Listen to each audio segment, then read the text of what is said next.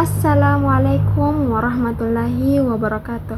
Hai semua, perkenalkan nama saya Nabila Febrianti dengan NIM 24098081100116 kelas manajemen 241A. Presentasi ini saya buat untuk memenuhi tugas mata kuliah Bahasa Indonesia.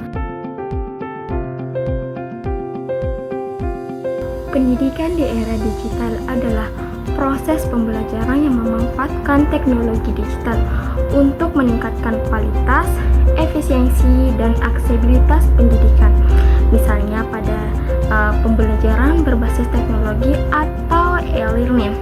Yang kedua, penggunaan perangkat digital seperti komputer, tablet, smartphone yang kita gunakan saat ini. Yang ketiga, akses ke sumber daya online, misalnya internet, aplikasi, platform. Keempat, interaksi virtual antara guru dan siswa. Kelima, penggunaan media digital seperti video, audio, dan gambar. Namun, tantangannya tetap harus diatasi agar pendidikan di era digital bisa maksimal. Nah, berbicara dengan tantangan pendidikan di era digital, perlu kita pahami ada banyak tantangan yang perlu kita hadapi. Salah satunya seperti yang pertama yaitu keterbatasan akses teknologi.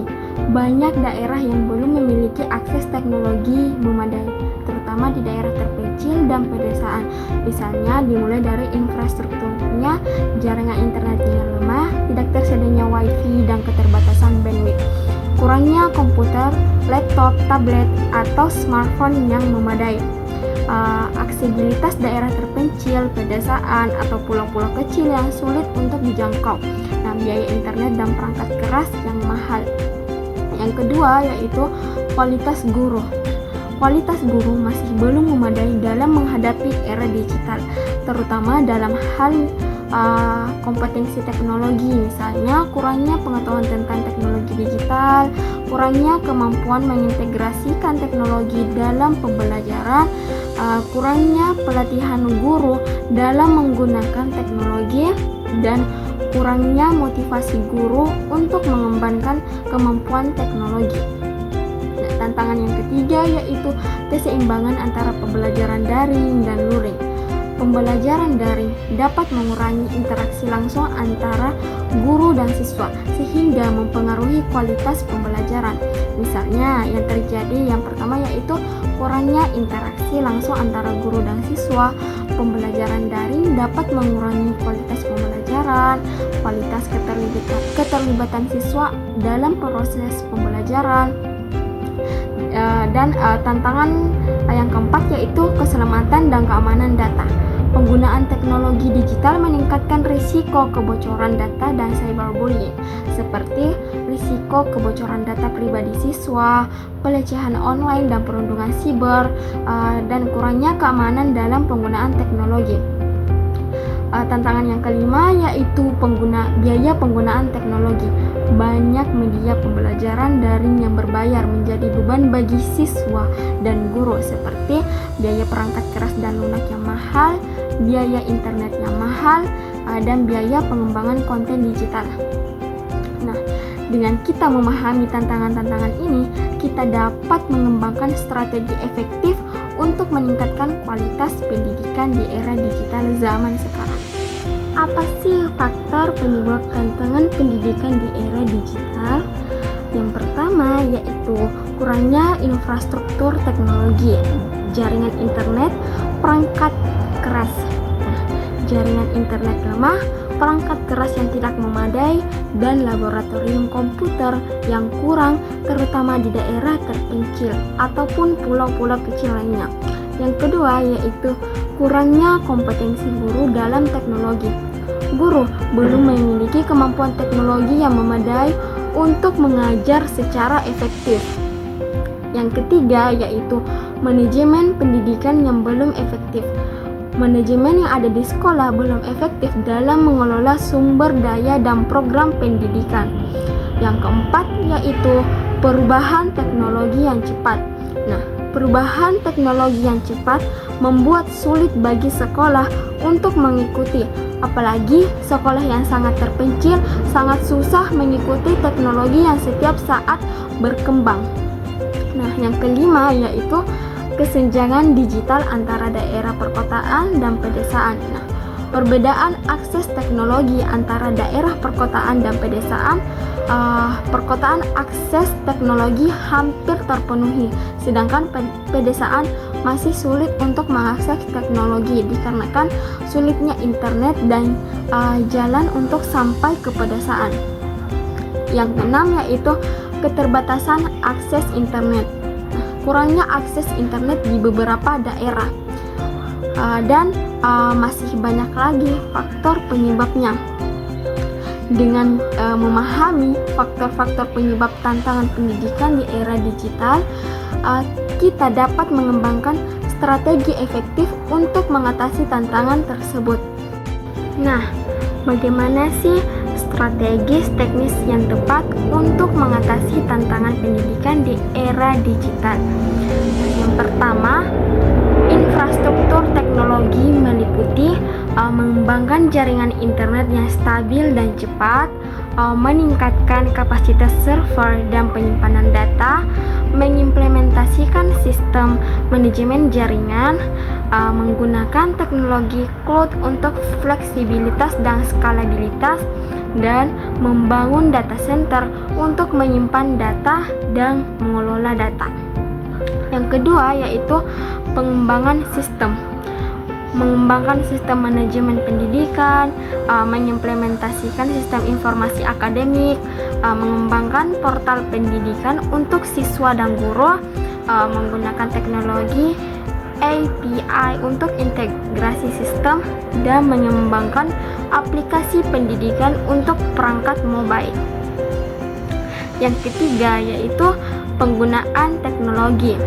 Menggunakan teknologi Learning Management System atau LMS, mengimplementasikan teknologi virtual reality VR dan augmented reality AR, menggunakan teknologi artificial intelligence AI untuk analisis data, mengembangkan sistem pembelajaran adaptif, serta menggunakan teknologi IoT untuk pengelolaan laboratorium.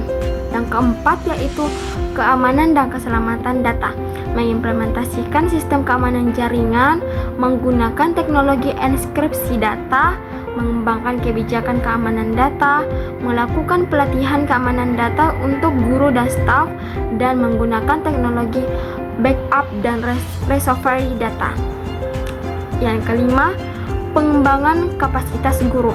Melakukan pelatihan teknologi untuk guru, mengembangkan program pendidikan teknologi, menggunakan teknologi untuk meningkatkan kemampuan guru, mengembangkan komunitas guru, dan menggunakan teknologi untuk evaluasi kinerja guru. Yang keenam yaitu pengintegrasian teknologi dengan kurikulum. Mengembangkan kurikulum yang terintegrasi dengan teknologi.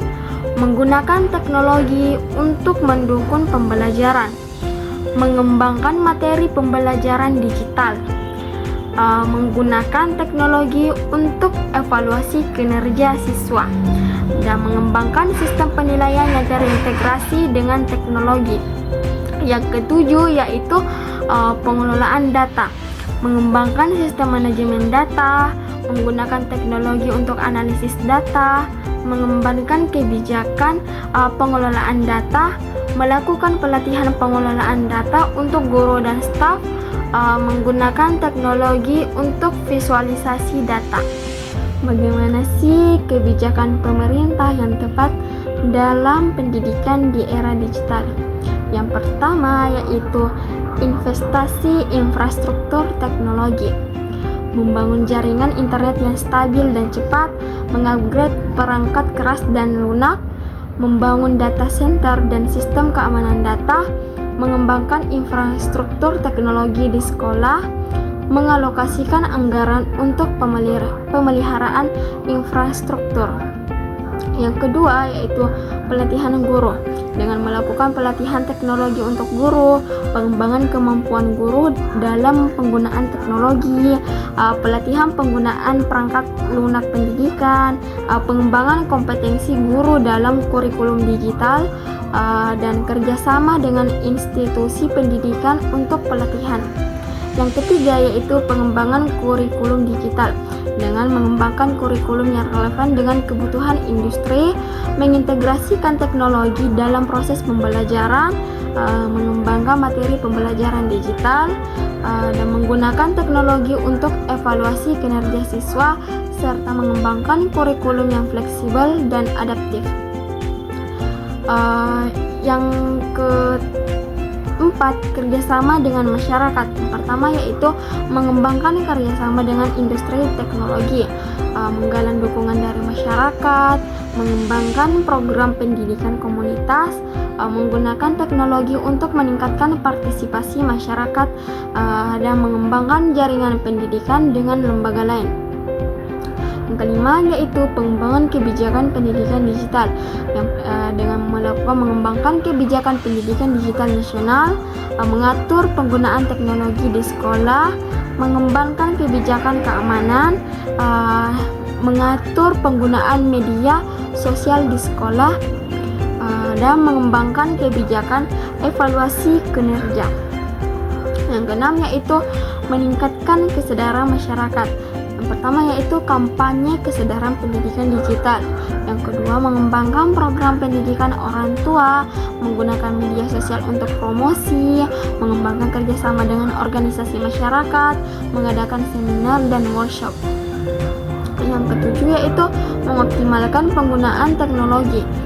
Misalnya menggunakan teknologi untuk pembelajaran online, mengembangkan aplikasi pendidikan, menggunakan teknologi untuk evaluasi kinerja, mengembangkan sistem manajemen pendidikan, dan menggunakan teknologi untuk pengembangan kurikulum.